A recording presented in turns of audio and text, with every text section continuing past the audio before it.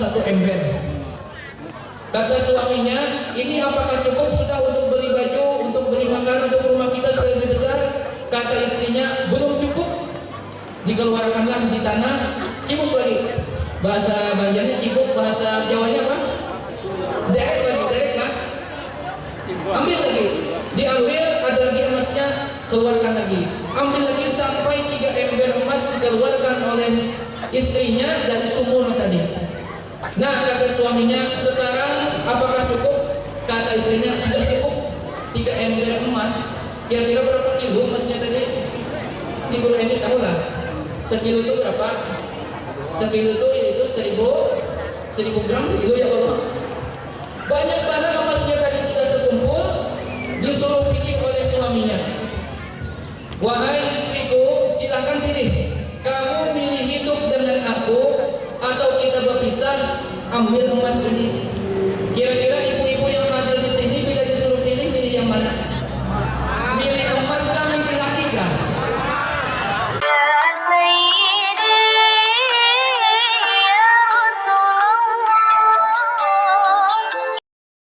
Sallu ala Nabi Muhammad.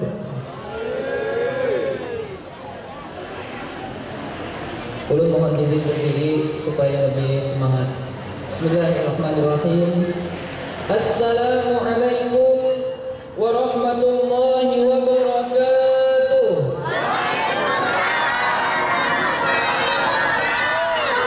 Apa kabar bapak-bapak, ibu-ibu, semuanya sehat? Badannya sehat? Pikirannya sehat? Duitnya sehat? Alhamdulillahilladzi syarrafa syahra Rabiul Awwal bimaulidin Nabi sallallahu alaihi wasallam. Wassalatu wassalamu ala khairil anam sayyidina wa nabiyyina Muhammadin wa ala alihi wa ashabihi wa man tabi'ahum bi ihsan, amma ba'du. Subhanaka la ilma lana illa ma 'allamtana innaka antal alimul hakim wa tub 'alaina innaka antat tawwabur rahim. Rabbi shrah li sadri wa yassir li amri wahlul 'uqdatam min lisani wahdi qalbi wa la haula wa la quwwata illa billahil aliyyil azim. Yang ulun muliakan para alim ulama, guru-guru agama, tokoh-tokoh agama, serta tokoh masyarakat yang walaupun pada siang hari ini tidak bisa ulun sebutkan satu persatu nama beliau, di antaranya yang hadir ada guru kita semua, yaitu Guru Ahmad Zahirin, ada Guru Ansori, ada Guru Arifin, ada Guru Emi, ada Guru Usman, dan guru-guru yang lain yang tidak bisa disebutkan satu persatu nama beliau, tetapi tidak mengurangi rasa hormat, rasa ta'zim ulun kepada beliau-beliau yang hadir. Yang penting kita doakan bersama, mudah-mudahan semua guru-guru kita yang ada di Sungai Delai ini semuanya disehatkan oleh Allah Subhanahu wa taala. Amin ya rabbal. Yang ulun hormati dan yang sama-sama kita banggakan, grup Maulid Al-Habsyi Nurul Mahabbah, bapak-bapak, ibu-ibu, hadirin wal hadirat, wabil khusus sahibul bait, tuan rumah acara kita pada hari ini, yaitu keluarga besar Bapak Syairun Soimun, yang insya Allah kita semua termasuk orang-orang yang dimuliakan oleh Allah Subhanahu wa taala. Amin ya rabbal. Tidak ada seindah kata selain kita mengucapkan alhamdulillah. Kita memuja, memuji, bersyukur kehadirat Allah Subhanahu wa taala, karena di antara sekian banyak hambanya, kitalah yang dipilih oleh Allah untuk dapat hadir pada tempat ini dalam rangka memenuhi hajat daripada tuan rumah. Mudah-mudahan dengan kita memenuhi hajat tuan rumah, hajat kita semua yang hadir juga akan dikabulkan oleh Allah Subhanahu wa taala. Amin ya rabbal. Salawat dan salam kita tujukan kehadirat junjungan kita Nabi besar Muhammad sallallahu alaihi wasallam beserta para sahabat, kerabat, hari kiamat. Bapak-bapak, ibu-ibu, hadirin wal hadirat, adik-adik, seluruh tamu undangan rahimakumullah. Pertama-tama ulun mengucapkan terima kasih yang tak terhingga kepada sahibul bait yang telah sudi kiranya mengundang sekaligus memberikan amanah kepada ulun untuk menyampaikan tausiah agama pada siang hari ini dalam memenuhi mata rantai acara kita memperingati Maulid Nabi sekaligus haul dan juga akikah. Yang mana ulun tahu yang hadir-hadir di sini banyak yang lebih tinggi ilmunya, lebih banyak pengalaman agamanya dibandingkan ulun. Tapi karena ini permintaan daripada tuan rumah, maka nilai kita hadir pada tempat ini selain kita bersilaturahim, juga kita mengulang-ulang kembali apa yang pernah diajarkan oleh guru-guru kita. Dan ulun mohon ampun dan maaf kalau ulun berdiri di hadapan pian sebarataan. Rasanya sebetulnya kurang adab, tapi karena ini permintaan, ya ulun minta rela, minta halal, minta ridho dengan pian yang tua-tua di depan. Ulun berizin untuk sedikit menyampaikan tentang tausiah agama yang mudah-mudahan ini semua dapat bermanfaat, lebih-lebih lagi dapat kita amalkan dalam kehidupan kita sehari-hari. Amin ya rabbal jamaah. Oh jamaah, alhamdulillah. Hari ini acara kita ada berapa macam tadi? Ada tiga. Yang pertama peringatan Maulid Nabi, yang kedua peringatan haul, dan yang ketiga adalah acara tasabbur akikah. Maka seputar tiga macam inilah yang akan ulun sampaikan pada siang hari ini. Kita masuk yang pertama tentang Maulid Nabi. Setiap datangnya bulan Rabiul Awal, kita selalu mengagungkan, membesarkannya dengan diadakannya perayaan Maulid Nabi. Padahal kalau kita buka sejarah, menurut Imam Ibnu Katsir, bahwa peringatan Maulid Nabi ini diadakan pertama kali oleh Syekh Muzaffaruddin, seorang raja dari Irak, dari negara Al-Qaukabri. Itu tahun 600 Hijriah. Sekarang ini sudah tahun berapa? Yang Hijriahnya, bukan yang Masehinya. Tahun berapa ada yang tahu? 1449. Benar atau tidak? Coba dilihat lagi kalendernya. 1446. Wah, bapaknya duluan ikut 9 nih. 49 kurang 3 ya. 1446. Benar juga pian Pak Ai, cuma dikurang 3. Salah kan masuk penjara juga kan? 1446 dikurang 600 berapa? Ada yang bisa menghitung? Banyak. Berapa? Banyak. Berapa Pak? Nggak bisa ngitung. Pakai handphone boleh? Pertama kali peringatan Maulid itu tahun 600 Hijriah. Sekarang tahun 1446. Berarti 1446 dikurang 600 berapa? Berapa tadi? 846. Wah, luar biasa. Cepat menghitung pakai handphone sekalinya. Sudah 826 tahun, 846 tahun kita melaksanakan peringatan Maulid Nabi mulai dari Datuk Nini kita zaman dulu. Kenapa kita kata bosan-bosannya? Kalau bosan itu bahasa Jawanya apa? Apa Ustaz? Kenapa kita tidak waleh-walehnya? Ini pujur juga salah kah? Nah, jangan itu saya dulu hari ini. Kenapa kita tidak waleh-walehnya mengadakan peringatan Maulid Nabi? Di antara sebabnya besar harapan kita dengan diadakannya peringatan Maulid Nabi tersebut, turun rahmat kepada kita sekalian, khususnya tuan rumah yang mengadakan acaranya. Ini termaktub tertulis di dalam manaqibnya Syekh Salman Al-Madani. Apa bunyinya? Inda dzikril awliya tanzilur rahmat. Ketika disebutkan sejarah hidup dan kehidupannya, perangainya para wali, maka Allah Ta'ala akan menurunkan rahmat pada tempat itu.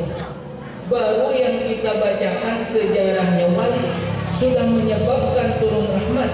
Apalagi yang kita sampaikan pada malam hari ini, pada siang hari ini, yang kita peringati pada siang hari ini adalah sejarahnya Rasulullah yang derajat beliau lebih tinggi daripada wali.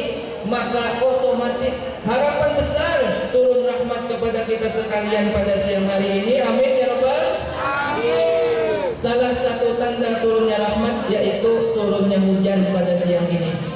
Makanya bapak-bapak yang kena hujan bisa ke dalam sini, Pak. Oh, kata-kata usah ya Sidin. Berarti Sidin ini tahu tentang sebuah hadis. Apa? As-sawabu ala qadri ta'ab. Pahala itu berdasarkan payahnya kita menggawi. Semakin pian basah kena hujan, semakin banyak pahala pian lain. Tapi jangan jadi alasan juga bapaknya lain dudukkan lagi di sini lah. Tapi tadi sudah ulun minta ke guru Al-Irin, hujan ulun, namun kawa guru ini pindahkan hujannya dulu. Aja susah di sini. Oh, luar biasa guru Irin. Ada guru Al-Irin tadi kiawakan anu jan, Mbah Gupron jan. Kejauhan itu ya Allah. Ini bahasa semut saja tuh. Jamaah. Oh, jamaah. Alhamdulillah. Ulun mau bertanya, kenapa di zaman Nabi tidak ada peringatan Maulid? Karena masih ada Nabi. Wah, mantap nih, wah, luar biasa jawabannya. Kenapa? Karena masih ada Nabi pada zaman sahabat tadi. Para sahabat itu mereka melihat Nabi secara langsung, sehingga cinta para sahabat tidak perlu lagi ditingkatkan karena melihat langsung kepada fisik Nabi, kepribadian Nabi. Kalau kita yang hadir di sini, ada yang pernah melihat Nabi? Ada yang pernah berjumpa dengan Nabi? Ada yang sejaman dengan Nabi? Kalau sejaman dengan Nabi, tua banget umurnya sudah 1000 berapa tahun tuh? 1400 lebih tahunnya umurnya. Kita tidak pernah melihat Nabi, tidak pernah berjumpa dengan Nabi, maka otomatis cinta kita kepada Nabi harus selalu ditingkatkan. Kenapa? Karena Nabi pernah menyampaikan, man ahabbani kana ma'i fil jannah. Orang yang cinta kepadaku, kata Nabi, maka dia nanti bersama-sama aku di dalam surga. Salah satu tanda cinta kita yaitu sering menyebut namanya Rasulullah. Di mana kita sering menyebut nama Nabi? Yaitu ketika mengadakan acara peringatan Maulid. Man ahabba syai'an katsura dzikruhu. Orang yang cinta kepada sesuatu maka sering menyebutkan namanya. Ulun mau tanya bapak-bapak, ibu-ibu, yang bapak-bapaknya itu cinta kata dengan istri-istrinya. Nah, diam Pak, buai bapak-bapaknya, ibu-ibunya apa lagi? Ibu-ibu cinta dengan suami atau tidak? Berapa kali satu hari menyebut nama suami? Ada pernah. Hah? Tergantung. Kalau terhitung, mustawara. Biasanya kalau istri ini dengan suami, apalagi nikahnya sudah lawas, jarang lagi menyebut nama suami, apalagi dengan sebutan kasih sayang, sayang atau ayang. Biasanya ukai, ini, umboh. Padahal walaupun sudah tua, bapak-bapak, ibu-ibu, tetap aja kita panggil istri kita, suami kita dengan kalimat waktu muda. Kenapa? Untuk meningkatkan cinta antara suami istri. Makanya ada kitab, ini bagus banget kitabnya kalau kita bisa belajar. Nama kitabnya Uqudul Ujain. Isinya tentang hak dan kewajiban suami istri. Ada yang pernah belajar kitabnya? Makanya orang mau nikah itu jangan hanya sekedar nikah aja, tapi harus belajar dulu tata cara bagaimana hak, bagaimana kewajiban antara suami dan istri. Bila kita nih hendak nikah, lalu belajar dulu tentang tata cara itu melalui kitab Uqudul Ujain, insya Allah rumah tangganya akan harmonis, akan sakinah, mawaddah, warahmah. Bisa karena diadakan mengadakan pembacaan kitab itu guru alim kah melajari kena di kampung. Nah, ada kitabnya ngarannya Uqudul Lujain tentang hak dan kewajiban hukum berumah tangga. Apalagi yang biasa berkelahi di rumah tangganya, biasa bercekcok macam-macam sehingga rumah tangganya kurang rukun, belajar kitab Uqudul Lujain. Insya Allah rumah tangga pian menjadi rumah tangga yang sakinah, mawaddah warahmah. Tapi ulun di sini sedikit memberikan sebuah amalan supaya suami istri itu selalu rukun dan damai. Mau amalannya? Sudah siap menjaga? Sudah siap kameranya? Ulun bacakan doanya. Ini doa supaya suami istri itu selalu pengertian, selalu rukun, dan insya Allah rezeki menjadi nyaman. Sudah siap? Nang isi HP, no kain itu HP itu luar biasa. Nah, walaupun masih sudah tua, tapi jiwa masih muda yang Allah kailan. Doanya ini. Tapi ada kamera sudah di sini. Ini live kah atau apa nih Pak? YouTube. Oh YouTube, langsung YouTube live ya Pak. Wah, luar biasa. Apa nama channelnya Pak? Abang Jaka. Wah, Abang Jaka. Langsung buka YouTube. Abang Jaka. Berarti bisa aja buka YouTube-nya kan? Doanya dibaca setelah selesai sholat. Allahumma alif baina qalbi wa qalba. Siapa? Sebut namanya, sebut nama suami pian atau sebut nama istri pian. Kama alafta baina Adam wa Hawa, wa kama alafta baina Yusuf wa Zulaikha, wa kama alafta baina Nabiyyuna Muhammadin sallallahu alaihi wasallam wa Khadijah al-Kubra, waj'alna minas sabirin wasyakirin bihaqqi qaulika law anfaqta ma fil ardi jami'a ma allafta baina qulubihim walakin Allah allafa bainahum innahu azizun hakim. Sudah hafal? Gua ketahuan tidak pernah berdoa. Itu nanti dibaca doanya setiap selesai sholat. Insya Allah rumah tangga menjadi rukun rahayu. Makanya kalau dia misalnya datang ke tuan guru minta doa, guru ya namanya tuh beginian panggilan latihan jarang. Guru kalau nak mintakan doa banyu gasan naki ulun di pinggir liar patah guru ya ini ya. Tahu yang ada liar lah. Pinggir menjablay aja kalian. Ada di sini menjablay banyak. Kata kau berapa? Ini berapa pertunjukan? Pinggir liar benar aja. Biasanya beginian yang kalau nak minta banyu kayak itu. Apa yang dibaca guru tadi? Biasanya guru menggunakan siapa ngaran pian, siapa ngaran laki pian. Nah, di doa yang tadi dibacakan guru, Allahumma alif baina, siapa misalnya si Aluh misalnya. Waina siapa orang nama lakinya? Kama alafta baina Adam wa Hawa, wa kama alafta baina Yusuf wa Zulaikha, wa kama alafta baina Nabiyyuna Muhammadin sallallahu alaihi wasallam wa Khadijah al-Kubra, waj'alna minas syakirin was-sabirin bihaqqi qaulika law anfaqta ma fil ardi jami'a ma allafta baina qulubihim walakin Allah allafa bainahum innahu azizun hakim. Limbah berdoa diupakan orang ke banyu. Cobakan ke banyu orang tua atau banyu minum kita, bariakan gasan laki, bariakan gasan siapa lagi. Ini bisa dipakai gasan anak. Kalau yang punya anak kita bandel dengan bahasa banjarnya kada masih. Ada yang punya anak yang kali pada diatur, kada paasian. Nah minum makan banyak doa tadi, insya Allah ini paasian lawan kita. Apa yang kita sampaikan ini selalu menuruti kita, taat kawan kita. Kira-kira sudah ingat doanya lah. Nanti dibuka di YouTube. Apa nama channelnya tadi? Abang Jaka. Wah, banyak banget subscribe-nya kan biar baik. Luar biasa. Rasulullah itu saking sahabat cinta dengan beliau sampai-sampai sahabat itu tahu jumlah kurbannya Nabi. Ayo bayangkan ya, saking cintanya sahabat zaman dulu dengan Nabi, jumlah kurban Nabi saja sahabat tahu. Sebagaimana di dalam kitab Syama'il Muhammadiyah karya Imam At-Tirmidzi, kata sahabat, ya Rasulullah, sifta pian ini kelihatan kurban. Kenapa alasannya wahai Rasulullah? Maka ujar Nabi, aku ini lagi pikirkan nasib umatku, apakah kena selamat, apakah kada selamat. Yang ibu-ibu cinta dengan suami, yang angkat tangan cinta suami. Nah, dua ibu aja kan cinta dengan suaminya sekalinya. Pernahlah pian menghitung berapa jumlah uban laki pian? Tahu lah jumlah uban laki?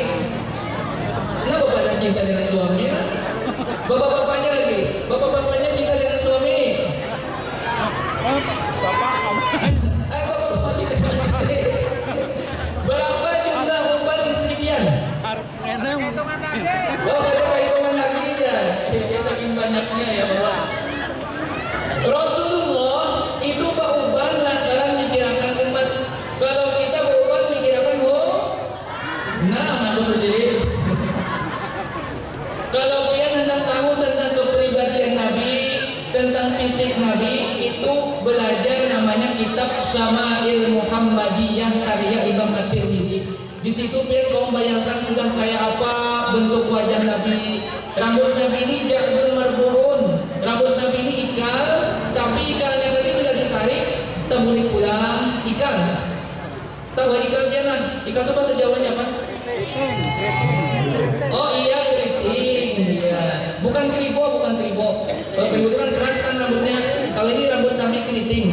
Bila ditarik panjang, bila dimulikakan kembali lagi semula. Kemudian hidung Nabi mancung. Alis Nabi, apa namanya ini? Kemanggan. Alis lah. Kemanggan. Alis Nabi ini gaya nun. Kemudian mata Nabi itu yang putih terlalu putih, yang hitam terlalu hitam. Jadi bersih, hitamnya hitam bersih, putihnya putih bersih. Kalau kita yang ada ini macam-macam. Ada yang putih ini merah, adakah yang putih ini merah, adakah banyak ini. Biasanya kalau putihnya itu merah, orang tersebut banyak pikiran. Nah, lihat-lihat dia bercermin masing-masing. Jangan melihat di mata kawan, jangan. Lihat di mata masing-masing dia. Bila kita mata itu nak buai, mata laki pian kah? Atau bapak-bapak mata istri pian, nang putih ini nah merah, nang putih ini merah, berarti suami pian atau laki pian buai lagi banyak masalah. Ya betul. Banyak masalah yang kita tampuni ya, banyak masalah sendiri. Maka tugas kita supaya mengurangi masalah tadi, umpamanya lah laki pian buailah maka sidin yang putih ini pina habang benar. Nah, datangi laki, wahai suamiku, apapun masalahmu, apapun problemmu, ulun tetap cinta dengan pian, ulun bangga misi laki kayak pian. Pernah bilang itu lah laki lah. Insya Allah tak boleh pulang pian putih pulang mata sidin tadi. Bersyukur lawan laki. Makanya ada kisahnya di abad sekitar abad ke-6. Ada seorang istri selalu mengeluh aja lawan laki. Di sini ada kayak itulah, mengeluh lawan laki, hendak nuker baju kada kawa, hendak cari makan yang nyaman kada kawa, hingga setiap hari ikan kering yang dimakan. Karena lakinya tadi susah. Laki ini lebih mementingkan beribadah dibandingkan tadi mencari harta sebanyak-banyaknya. Asal kau makan, asal ada rumah, asal kau berpakaian, sudah lakinya namanya qanaah, cukup apa yang ada. Yang bini ini termasuk perempuan kada bersyukur lawan laki. Sampai-sampai si yang istri ini menyampaikan dengan lakinya, wahai suamiku, aku malu punya suami kayak pian. Pernah pian lagi itu laki lah. Aku menyesal bisa laki kayak hitam. Pernah lagi itu lah. Nah, berarti lain yang dikisah ini lah. Berarti lain orangnya kan ada lain orangnya nih. Laki ini tersinggung pian. Coba bapak-bapak kalau misalnya disambat istrinya seperti itu bagaimana? Aku malu pak punya suami sama sampean. Kira-kira sehari lakinya ya kalau laki-laki ini tersinggung dia bawa istrinya ke sumur. Di sini ada sumur lah. Ada kalau sumur zaman dulu yang berderet itu, yang kata pengemiskan, berderet. Dibawa istrinya ke sumur, kata suaminya, coba ambil air yang ada di sumur, pakai apa namanya nih, ember. Berderet, turunkan timbanya, naikkan. Ternyata setelah diangkat dalamnya emas 1 ember. Kata suaminya, ini apakah cukup sudah untuk beli baju? kata istrinya belum cukup, dikeluarkanlah di tanah, cibuk lagi. Bahasa Banjarnya cibuk, bahasa Jawanya apa? Derek lagi, derek lah. Ambil lagi, diambil, ada lagi emasnya, keluarkan lagi. Ambil lagi sampai 3 ember emas dikeluarkan oleh istrinya dari sumur tadi. Nah, kata suaminya, sekarang apakah cukup? Kata istrinya, sudah cukup. 3 ember emas. Kira-kira berapa kilo emasnya tadi? Di Guru Eni tahu lah. Sekilo itu berapa? Sekilo itu yaitu 1000 gram sekilo ya Allah. Banyak banget emasnya tadi sudah terkumpul, disuruh pilih oleh suaminya. Wahai istriku, silakan pilih. Kamu milih hidup dengan aku atau kita berpisah, ambil emas ini. Kira-kira ibu-ibu yang hadir di sini bila disuruh pilih yang mana? Milih emas kah, milih laki kah? Harap kalau ketahuan baik, kami ada cinta nih Pak ini. Harap milih emas nih. Aduh, gampang nih bahaya. Baik lagi saja. Atau kita tambah kali, ambil emas tadi.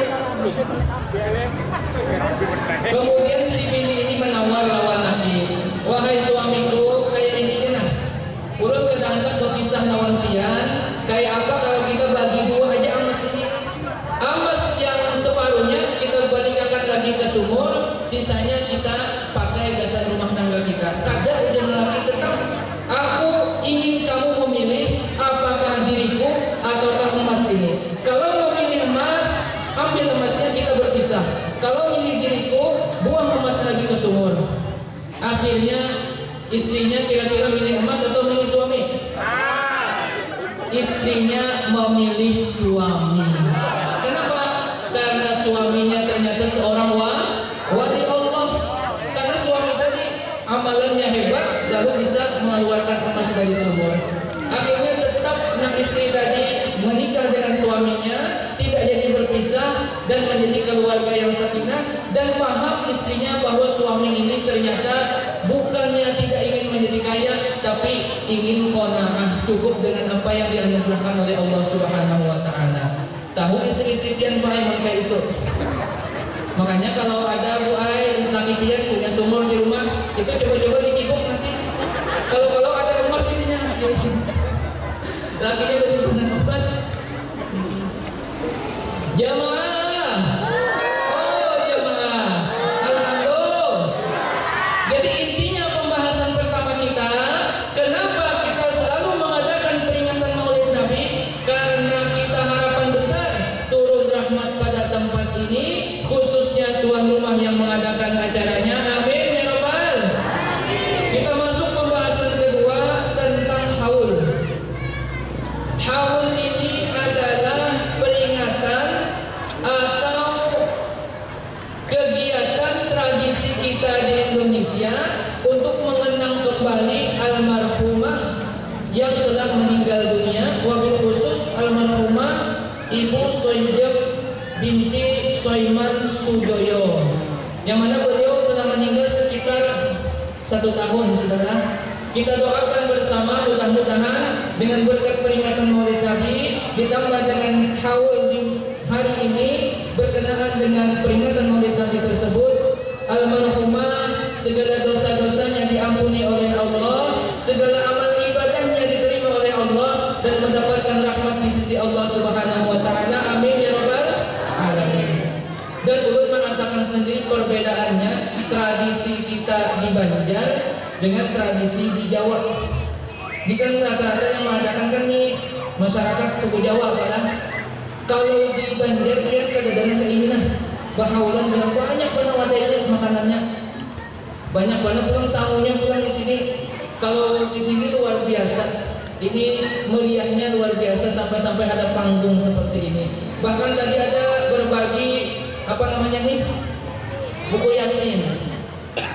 Yasin ini kalau kita pakai setiap kali kita membaca Yasin, maka sampai mana kita membaca Yasin tersebut, pahalanya akan sampai kepada almarhumah yang ada di buku ini namanya. Walaupun tidak disebutkan nama almarhumahnya, tapi ketika kita membaca Yasin dengan buku ini, maka pahala tersebut tersebut. Makanya bagus pian kalau ada keluarga meninggal dunia, bikinkan yasin seperti ini. Ini bagus banget nih. Ini kada pernah kunjung melihat acara pas asraka berbagi yasin. Itu tradisi yang bagus kita lestarikan. Tulis nama almarhum atau almarhumah keluarga kita, bagikan yasinnya ke masjid, ke musola. Ketika orang membaca yasin ini dengan perantara adanya buku ini, maka pahalanya juga sampai kepada orang yang ada dalam buku tersebut. Amin ya rabbal alamin. Haul ini juga memperingatkan kita bahwa manusia itu nantinya pasti akan meninggal dunia. Dalam Al-Quran Allah Subhanahu wa taala berfirman, "Kullu nafsin dha'iqatul maut." Setiap manusia pasti akan menemui yang namanya kematian. Makanya kita harus introspeksi diri, harus memandang ke diri kita bahwa kita nanti suatu saat akan meninggal dunia dan akan diperhitungkan amal-amal kita. Apakah banyak amal kebaikan ataukah banyak amal yang berbuat dosa. Kalau misalnya kita merasa masih banyak dosa, yang merasa banyak dosa angkat tangan. Ulun aja sakannya merasa berdosa banyak lah. Makanya banyak amal pada taat. Kalau kita masih merasa banyak punya dosa, satu-satunya jalan kita agar bisa bertemu dengan Allah yaitu dengan memperbanyak istighfar kepada Allah Subhanahu wa taala. Dalam kitab Mabadi Ilmu Tasawuf disebutkan bahwa istighfar itu adalah satu-satunya jalan agar kita semua dosa-dosa kita diampuni dan kita bisa wasil ila Allah sampai kepada Allah. Makanya perbanyaklah kita membaca istighfar kepada Allah, semoga dosa-dosa kita juga diampuni oleh Allah. Istighfar itu bermacam-macam. Ada kalimatnya astagfirullahaladzim. Ada kalau untuk yang lebih panjang ada istighfar sayyidul istighfar namanya. Allahumma anta rabbi la ilaha illa anta khalaqtani wa ana 'abduka wa ana 'ala 'ahdika wa wa'dika mastata'tu a'udzu bika min syarri ma sana'tu abu'u laka bi ni'matika 'alayya wa abu'u laka bi dhanbi faghfirli fa innahu la yaghfiru dhunuba illa anta. Ini dibaca setelah selesai sholat subuh dan setelah selesai sholat maghrib. Kelebihannya disebut dalam sebuah hadis, barang siapa membaca sayyidul istighfar di setelah subuh, maka dia ketika meninggal dunia akan termasuk orang-orang yang husnul khatimah sampai maghrib. Kalau dia membaca setelah maghrib, maka dia akan termasuk orang yang husnul khatimah sampai subuh. Ini bagus banget amalan sayyidul istighfar supaya kita ini nanti meninggal dunia termasuk golongan orang-orang yang husnul khatimah. Kira-kira sudah hafal? Baru sekali dibacakan langsung hafal, tuh hebat Ustaz. Tapi ada YouTube-nya. Nanti kalian cek aja di YouTube atau buka di Google. Tulis sayyidul istighfar, maka akan keluar doanya tadi. Kita amalkan itu setiap selesai sholat subuh dan kita amalkan setiap selesai sholat maghrib. Mudah-mudahan segala dosa-dosa kita diampuni oleh Allah. Amin ya rabbal. Ada lagi istighfar tapi menggunakan syair. Mungkin grup maulid ini hafal syairnya. Kalau ada yang hafal kita baca sama-sama, bisa diiringi. Astaghfirullah Rabbal baraya, astaghfirullah minal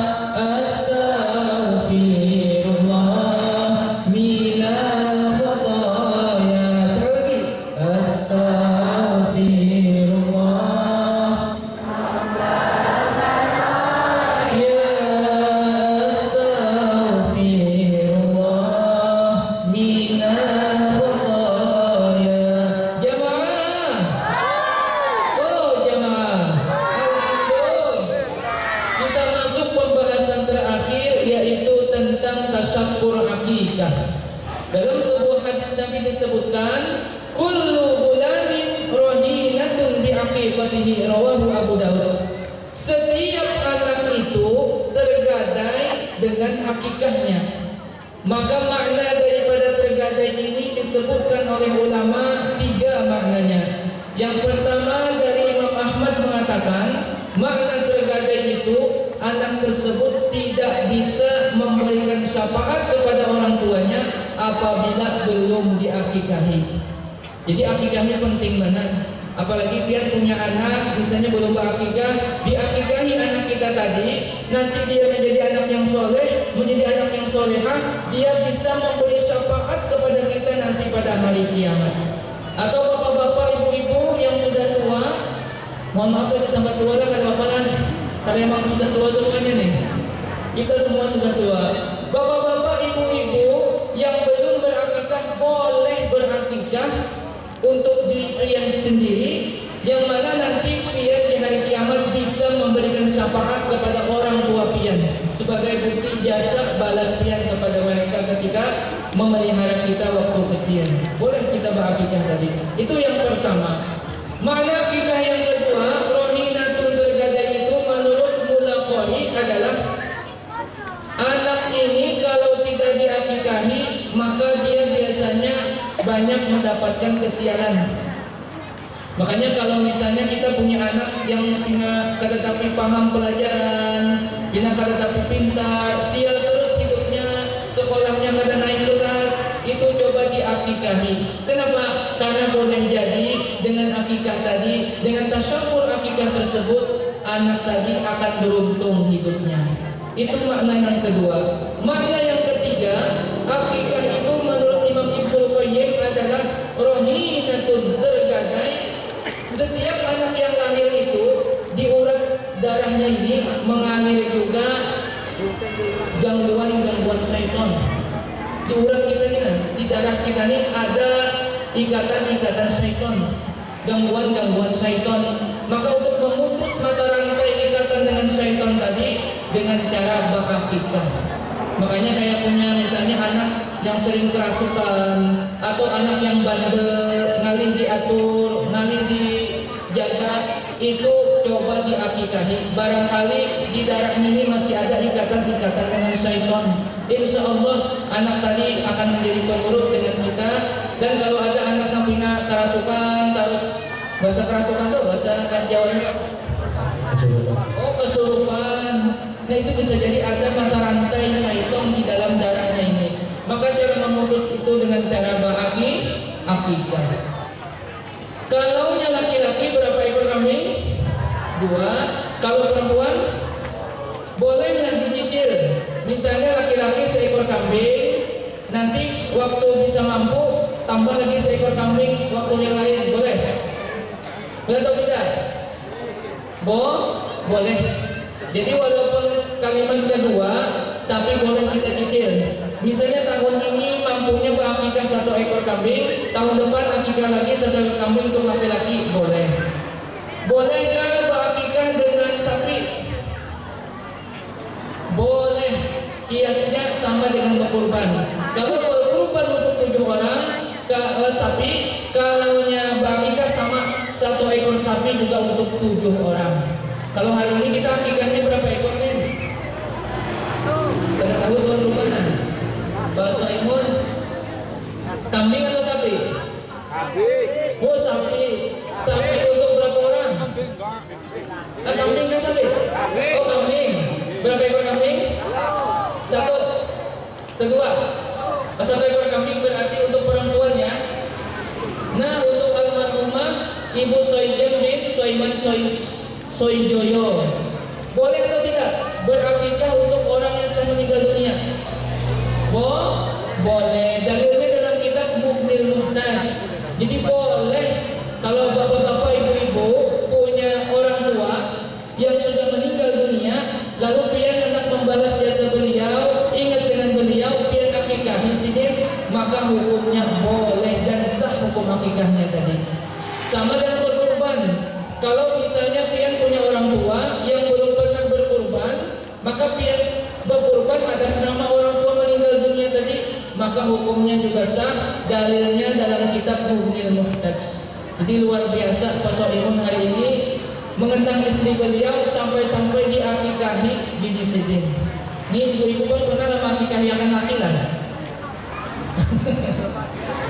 Akikah itu yang sunnahnya, yang afdalnya mulai umur 7 bulan, umur 7 hari, kemudian 14 hari, kemudian 21 hari, atau kelipatan 7. Dan kalau yang ada ingat lagi berapa hari, berapa umur kita, apabila kita mampu aja. Kalau kita sudah rasa mampu untuk berakikah, maka kita sunnah muakkad untuk berakikah. Afdal mana berakikah atau berkurban? Misalnya kita hendak berakikah di waktu hari raya kurban, hitungannya hitungan berakikah atau berkurban? Lebih afdal mana? Kira-kira milih yang mana, hendak berakikah atau berkurban kan? Akikah. Kenapa? Karena akikah ini satu kalinya seumur hidup. Kalau berkurban itu bisa setiap tahun. Nah, kira-kira sudah jelas tentang akikah. Dan apa tadi kelebihan orang akikah? Sudah ingat? Yang pertama tadi apa? Nah, sudah ingat lagi. Yang pertama, akikah itu bila diakikahi mendapatkan syafaat. Yang kedua, membuang kesialan. Yang ketiga, memutus rantai gangguan daripada syaitan. Mudah-mudahan yang hadir-hadir di sini yang belum pernah berakikah semuanya bisa melaksanakan akikah. Amin ya rabbal alamin. Karena undang pulang ulun ini, acara berakikahan pulang. Itulah kesimpulan kita pada malam hari ini. Yang pertama tadi tentang kelebihan orang yang memperingati Maulid Nabi mendapatkan rahmat. Malam kan? Oh iya. Berarti pakai kacamata mungkin jadi asal malam-malam gitu. Malam ini ulun ada acara lagi di Banjarbaru. Jadi keingatan malam ini tadi diteleponi oleh panitia. Malam ini Ustaz jangan ada ingat di Banjarbaru ada palang di masjid. Jadi mungkin gara-gara itu malam terus ingatannya. Mohon maaf Bapak-bapak Ibu. Kesimpulan kita pada sore hari ini yang pertama tentang Maulid Nabi, bahwa Maulid Nabi itu akan dapat menurunkan rahmat bagi kita sekalian. Yang kedua tentang haul ini adalah salah satu cara kita mengingat kematian dan kita harus sering membaca istighfar kepada Allah.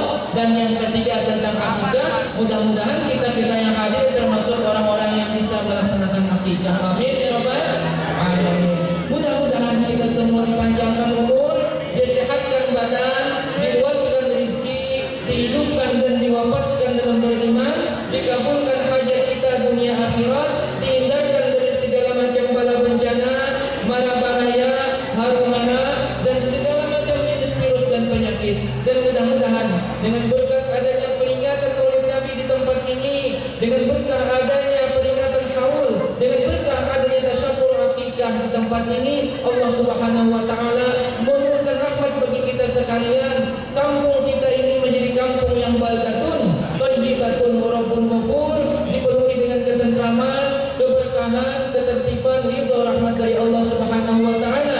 Dan nanti di hari kiamat kita dikumpulkan bersama Rasulullah di dalam surga. Amin amin ya rabbal alamin. Akhir kalam, kalaulah ada jarum yang patah, jangan disimpan di dalam laci. Kalaulah ada kata-kata ulun yang salah, jangan dibawa ke kantor polisi. Ada polisi kan di sini? Jangan dibawa Pak. Kalaulah ada sumur bila dan bolehlah kita menumpang mandi. Kalaulah ada umur yang panjang, semoga ulun bisa diundang lagi. Burung irian, burung cendrawasih, itulah nama-nama burung. Wassalam.